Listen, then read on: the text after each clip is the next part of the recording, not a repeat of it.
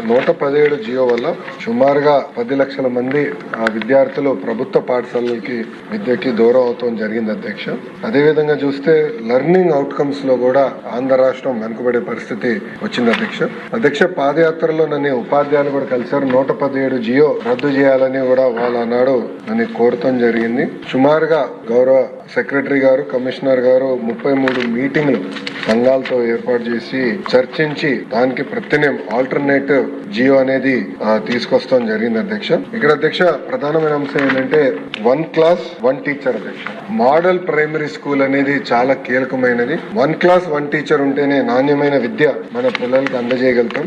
దానికోసం మీరు చూస్తే అధ్యక్ష ప్రజా ప్రభుత్వం వచ్చే ముందల కేవలం 1398 పాఠశాలలు ఉండేది అధ్యక్ష. అది 9620 పాఠశాలలకి పెంచడం జరిగింది అధ్యక్ష. అప్పర్ ప్రైమరీ నుంచి హై స్కూల్స్ చూస్తే అధ్యక్ష 2014 నుంచి 24 వరకు కేవలం 166 అప్గ్రేడ్ అవుతాయి అధ్యక్ష.